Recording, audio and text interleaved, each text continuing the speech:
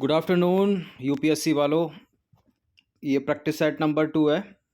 UPSC civil services prelims 2020 के लिए कल से टेस्ट सीरीज जो है स्टार्ट है। तो इसका जो प्लेलिस्ट इसकी बना देंगे, डिस्क्रिप्शन बॉक्स में उसका लिंक मिल जाएगा। 4 से 5 टेस्ट जैसे ही कंप्लीट होते हैं तो प्रैक्टिस करेंगे इसमें हम स्टैटिक ज्योग्राफी के प्रश्नों पर। ठीक है, उसमें भी होगा ड्रेनेज सिस्टम, अफवाह तंत्र। हर साल जो है एक आधा प्रश्न बनता ही है यूपीएससी सिविल सेवा में, और इस बार भी बना था इंडस रिवर सिस्टम से, सिंधु नदी तंत्र से। तो चलिए क्वेश्चन नंबर 1 पर आ जाइए। यह है प्रैक्टिस सेट नंबर 2। सिंधु नदी के संदर्भ में निम्नलिखित कथनों पर विचार करेंगे। 2 कथन है यहाँ पर, बताने के इनमें से कौन सा करेक्ट है। सिंधु नदी कैलाश पर्वत श्रेणी में बोखरचू के निकट एक हिमनद से निकलती है और अरुणाचल प्रदेश में इस नदी को सिंगी खंबान के नाम से जाना जाता है। कौन सा करेक्ट है? देखिए, अरुणाचल प्रदेश में नहीं बल्कि तिब्बत में इस नदी को सिंगी खंबान के नाम से जाना जाता है। गलत है दूसरा वाला स्टेटमेंट, पहला वाला सही है। कैलाश पर्वत श्रेणी में बोखरचू के निकट एक ग्लेशियर यानी एक हिमनद से निकलती है इंडस रिवर, सिंधु नदी। तो हिमालयी अफवाह तंत्र में जो है अनेक नदी तंत्र हैं, जिनमें सिंधु नदी तंत्र, गंगा नदी तंत्र और ब्रह्मपुत्र नदी तंत्र जो है वो प्रमुख है। ठीक है, Indus river system, Ganga river system और ब्रह्मपुत्र रिवर सिस्टम। देखिए, इनमें से सिंधु नदी जो है वो तिब्बत में कैलाश पर्वत श्रेणी में बोखरचू के निकट एक हिमनद से निकलती है तथा तिब्बत में इस नदी को सिंगी खंबान के नाम से जाना जाता है। तो गलत है दूसरा स्टेटमेंट, वहाँ अरुणाचल लिखा था। देखिए, सिंधु नदी लद्दाख एवं जास्कर श्रेणियों के बीच बहती है और यह नदी जो है पाकिस्तान में मिठानकोट के निकट पंचनद का जल प्राप्त करती है।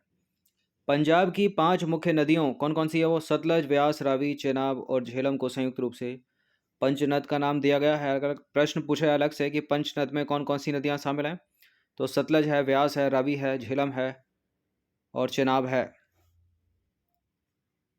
क्वेश्चन नंबर 2 पर आ जाइए। यह नदी हिमालय पर्वत के उत्तरी भाग के समानांतर बहते हुए नावचा वर्मा के समीप अचानक दक्षिण दिशा में यू टर्न लेते हुए भारत में प्रवेश करती है और इसका अफवाह तंत्र 3 देशों तिब्बत यानी चीन, भारत और बांग्लादेश में विस्तृत है।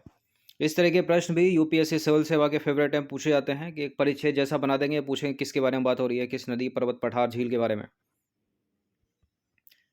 तो ये बात हो रही है ब्रह्मपुत्र नदी के बारे में। तो ब्रह्मपुत्र नदी का उद्गम जो है कैलाश श्रेणी के दक्षिण में मानसरोवर झील के निकट चेमायुंगडोंग ग्लेशियर से होता है। इसका अपवाह तंत्र जो है 3 देशों तिब्बत यानी चीन, भारत और बांग्लादेश में विस्तृत है। तिब्बत में इसे सांगपो के नाम से जाना जाता है ब्रह्मपुत्र को, और नामचा बर्मा पर्वत के निकट ब्रह्मपुत्र नदी एक तीखा मोड़ लेते हुए दक्षिण पश्चिम दिशा में मुड़ती है और एक गहरा महाखंड बनाती है। भारत में यह नदी जो है अरुणाचल प्रदेश के सदिया कस्बे के पश्चिम में प्रवेश करती है और इसकी सहायक नदियों में देवांग और लोहित के मिलने के बाद इसे ब्रह्मपुत्र के नाम से जाना जाता है। क्वेश्चन नंबर 3 पर आ जाइए। निम्नलिखित में से कौन सी नदियां ब्रह्मपुत्र की सहायक नदियां हैं? ब्रह्मपुत्र की ट्रिब्यूटरी हैं बूढ़ी दिहिंग, धनश्री, सुबनश्री, हुगली, संकोस। संकोस रिवर है ब्रह्मपुत्र की ट्रिब्यूटरी। सुबनश्री भी है, धनश्री भी है, बूढ़ी दिहिंग भी है। हुगली नहीं है, हुगली को एलिमिनेट कीजिए। गंगा नदी तन से संबंध है हुगली का। तो 1 2 3 4 5 1 2 3 5 5 3 2 1। ठीक है, सी हो जाएगा इसका आंसर। तो बूढ़ी दिहिंग और धनश्री की बात करें तो ब्रह्मपुत्र के बाएं तट की प्रमुख सहायक नदियां हैं ये, जबकि सुबनश्री, कामेंग, मानस और संकोस इसके दाएं तट पर मिलने वाली महत्वपूर्ण सहायक नदियां हैं। इसके अलावा पुथी, मारी, पगलादिया, लोहित और मानस भी ब्रह्मपुत्र की अन्य सहायक नदियां हैं। हुगली नदी का संबंध जो है वो गंगा रिवर सिस्टम से है, ब्रह्मपुत्र से नहीं है। तो थर्ड को एलिमिनेट किया है हमने वहाँ पर, सॉरी फोर्थ को एलिमिनेट किया है हमने वहाँ पर। ठीक है, तो सहायक नदियाँ पूछ ली जाती हैं, इंपॉर्टेंट है, पूछी जाती रही यूपीएससी में। थोड़ा और टफ करेगा तो दाहिनी ओर से मिलने वाली और बाईं ओर से मिलने वाली, इसको अलग अलग करके याद कर लीजिएगा। क्वेश्चन नंबर 4 है। हिमालय अपवाह तंत्र की नदियों के संदर्भ में कुछ 3 स्टेटमेंट है यहाँ पर, बताने के इनमें से कौन सा करेक्ट होगा। देखिए, ये नदियाँ पर्वतों से होकर गुजरने के क्रम में बी आकार की घाटियाँ बनाती हैं और मैदानी भागों में ये नदियाँ सर्पाकार मार्ग का अनुसरण करती हैं और इस अपवाह तंत्र में जल प्रपात का अभाव रहता है।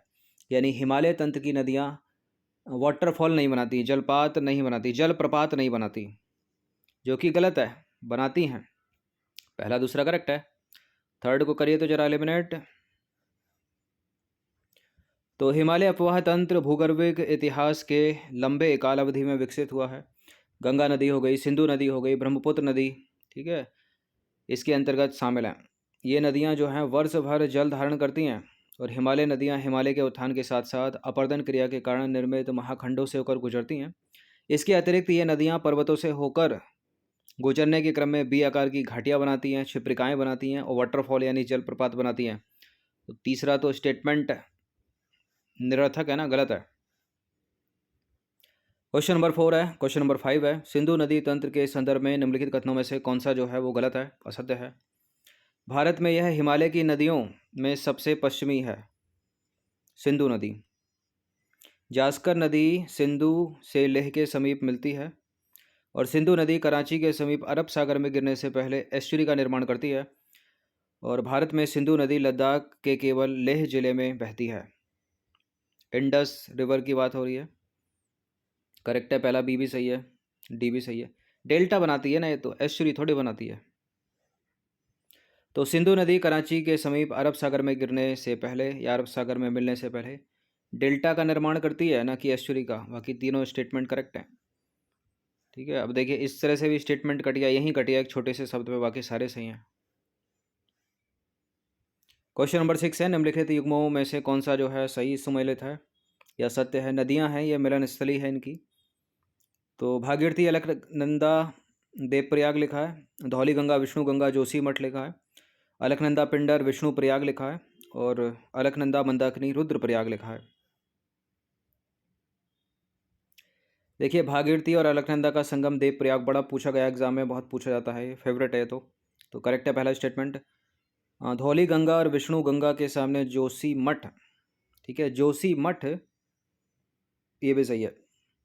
अलकनंदा और पिंडर का जो संगम है वो कर्ण प्रयाग है, विष्णु प्रयाग नहीं है। थर्ड को एलिमिनेट कीजिए, अलकनंदा मंदाकिनी रुद्र प्रयाग सही है। अब जहाँ जहाँ तीन है वो नहीं होगा, ए नहीं होगा, सी नहीं होगा, डी नहीं होगा, तो बी हो जाएगा। तो देखिए भागीरथी और अलकनंदा जो नदियों की मिलन स्थली है, देव प्रयाग है वो। अलकनंदा और पिंडर कर्ण प्रयाग है, विष्णु प्रयाग नहीं है। अलकनंदा मंदाकिनी रुद्र प्रयाग है।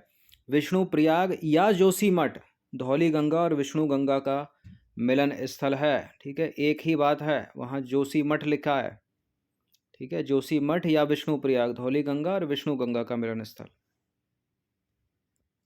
क्वेश्चन नंबर 7 पर आ जाइए। अपवाह प्रतिरूप के संदर्भ में निम्नलिखित युग्मों पर विचार करेंगे। यह अपवाह प्रतिरूप, यह नदियाँ। पूर्ववर्ती अपवाह सिंधु सतलज ब्रह्मपुत्र। आरोपित अपवाह दामोदर स्वर्ण रेखा। वृक्षाकार अपवाह कृष्णा कावेरी गोदावरी। तीनों करेक्ट हैं ये।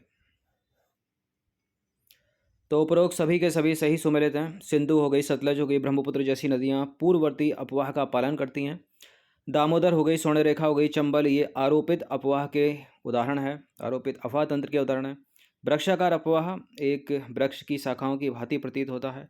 महानदी हो गई, गोदावरी हो गई, कृष्णा हो गई, कावेरी जैसी नदियां जो हैं वो इसके उदाहरण हैं। क्वेश्चन नंबर 8 पर आ जाइए। निम्नलिखित में से कौन सी नदियां पश्चिम दिशा की ओर प्रवाहित होती हैं। कौन कौन सी हैं वो? माही, कावेरी, साबरमती, भरतपुजा, लूनी।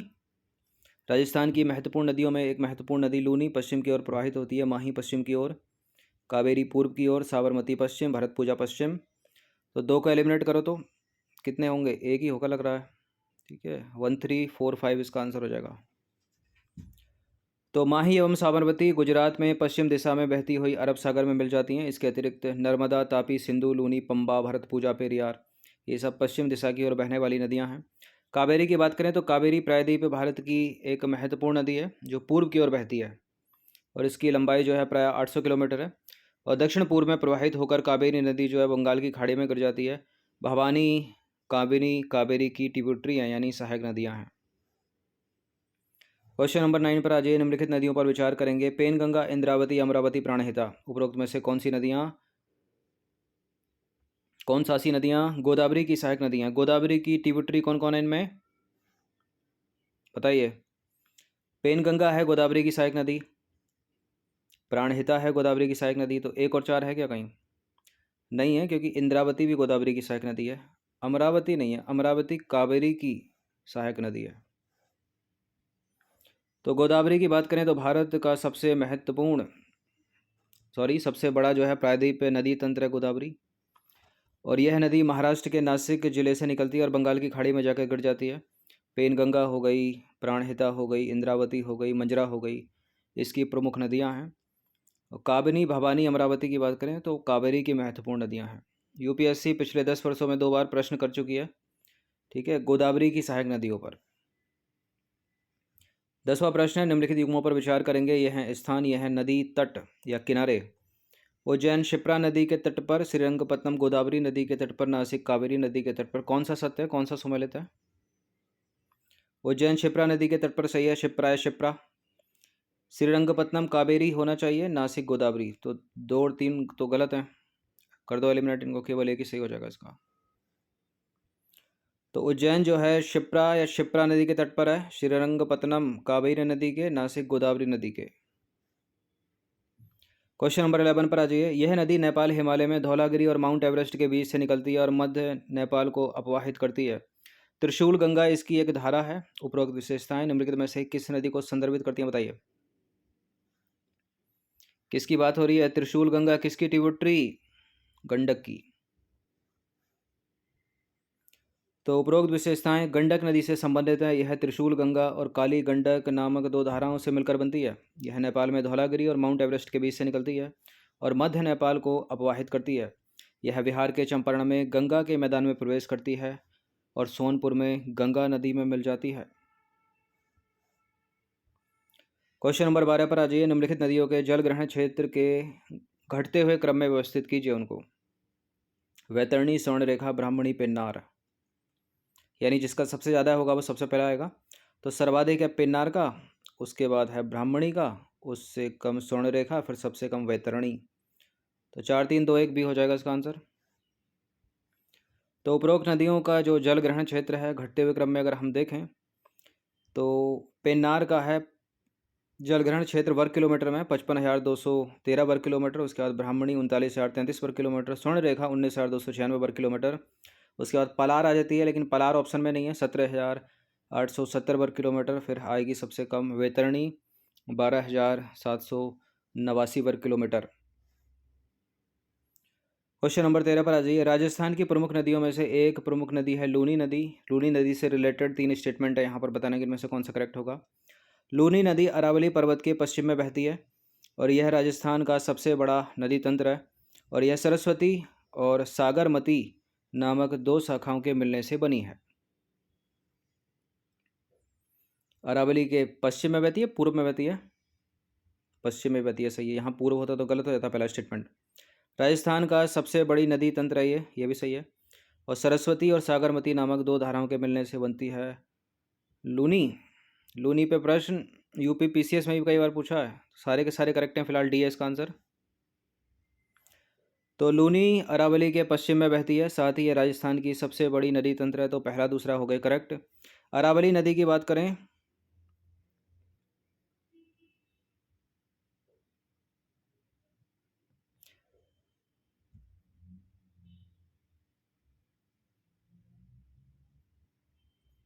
देखिए, अरावली नदी पुष्कर के समीप 2 धाराओं के रूप में निकलती है। ये धाराएं गोविंदगढ़ के पास आपस में मिल जाती हैं और अरावली से बाहर निकलकर लूनी के रूप में जानी जाती हैं। ठीक है, तो तीसरा वाला भी करेक्ट हो गया। और लूनी नदी तेलवाड़ा तक पश्चिम दिशा में बहती है। इसके बाद यह दक्षिण पश्चिम की ओर मुड़कर कच्छ के रण में विलुप्त हो जाती है। क्वेश्चन नंबर 14 पर आ जाइए। भारतीय प्रायद्वीप नदियों के संदर्भ में निम्नलिखित विशेषताओं हैं, बताना कि इनमें से कौन सा सही है। तो पहली विशेषता है प्रायद्वीपीय नदियाँ, यानी पेनिनसुलर रिवर की बात हो रही है। प्रायद्वीपीय नदियाँ प्रायः मध्य उच्च भूमि से निकलती हैं। ये नदियाँ मौसमी हैं, यानी हर समय इनमें वर्ष भर पानी नहीं होता होगा। ये प्रायः पूर्ववर्ती अपवाह का अनुसरण करती हैं और ये नदियाँ अपनी युवा अवस्था में विद्यमान हैं। बताइए कौन सा सही है। देखिए, पूर्ववर्ती अपवाह का अनुसरण पेनिनसुलर रिवर करती हैं या हिमालय रिवर करती हैं? हिमालय नदियाँ करती हैं ना, ठीक है, गलत है। युवावस्था में नहीं है, ये तो अपनी प्रौढ़ावस्था को प्राप्त कर चुके हैं, ये भी गलत है। बाकी मौसमी हैं ये नदियाँ, ठीक है। और प्रायद्वीपीय नदियाँ प्रायः मध्य उच्च भूमि से निकलती हैं, पहला भी सही है। तो 1 और 2 करेक्ट हैं, 3 और 4 जो है वो है इनकरेक्ट। तो कथन एक सत्य है क्योंकि प्रायद्वीपीय नदियां मुख्य रूप से भारत के प्रायद्वीपीय पठार और मध्य उच्च भूमि से निकलती हैं, दूसरा वाला भी सही है। भारत की प्रायद्वीपीय नदियां मौसमी प्रकृति की हैं, जो प्रायः मानसूनी वर्षा से अपना जल प्राप्त करती हैं। और इसके विपरीत हिमालय नदियों की बात करें तो वर्ष भर वो अपवाहित रहती हैं। तीसरा वाला गलत है क्योंकि प्रायद्वीपीय नदियां प्रायः अनुवर्ती अध्यारोपित आयताकार अरीय और जालीनुमा अपवाह का अनुसरण करती हैं। वहीं दूसरी ओर हिमालय नदियों की बात करें तो जो हिमालय नदियां वो पूर्ववर्ती और वृक्षाकार अपवाह का अनुसरण करती हैं, ये चीज़ याद रखिएगा। चौथा वाला भी गलत है क्योंकि हिमालय नदियों के विपरीत प्रायद्वीपीय नदियां पूर्णावस्था के साथ क्रमिक परिच्छेदिका वाली होती हैं, जो लगभग अपने आधार तल को प्राप्त कर चुकी हैं। ठीक है, पेनिनसुलर रिवर पूर्णावस्था में है, हिमालयी नदियां जो हैं वो युवावस्था में है। 15वां प्रश्न है, अंतिम प्रश्न है ये। क्या है इसमें? निम्नलिखित नदियों पर विचार करेंगे। ब्रह्मपुत्र, सुबनसिरी, लोहित, बराक। निम्नलिखित में से कौन सी असम से होकर बहने वाली नदियां हैं? कौन कौन सी नदियां हैं जो असम से होकर बहती हैं? ठीक है, यूपीएससी प्रश्न कर चुकी है हिमाचल प्रदेश से होकर बहने वाली नदियों के बारे में। 14-15 में किया था, 13 में किया था शायद। अब उसी तरह से एक प्रश्न ये है कि असम से होकर बहने वाली नदियां बता दीजिए। देखिए, ब्रह्मपुत्र तो है असम में, लोहित भी है असम में, सुबनसिरी भी हो गई, 1 2 3 हो गया। बराक भी तो है या नहीं है? है बराक भी। 1 2 3 4 हो गया, सभी हो गए। ठीक है, तो देखिए असम जो है, असम की बात करें तो भारत के पूर्वोत्तर में स्थित भारत का एक प्रमुख राज्य है। असम बांग्लादेश और भूटान के साथ अंतर्राष्ट्रीय सीमा बनाता है। और असम से होकर बहने वाली नदियों में निम्नलिखित नदियां कौन कौन सी हैं? ब्रह्मपुत्र, सुबनसिरी, बराक, कामेंग, धलवेश्वरी, कोपिली, ठीक है, दिहांग या शियांग, और लोहित, जिसको तेलू भी बोलते हैं।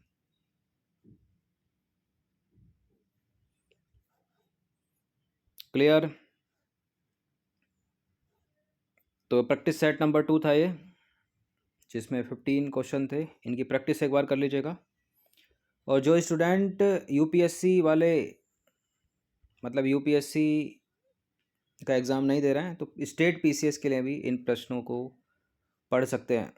जो इनकी प्रकृति है वो ऊपर है थोड़ी स्टेट पीसीएस से, तो इनको सॉल्व कर लिया तो वो तो आराम से हो जाएंगे। धन्यवाद।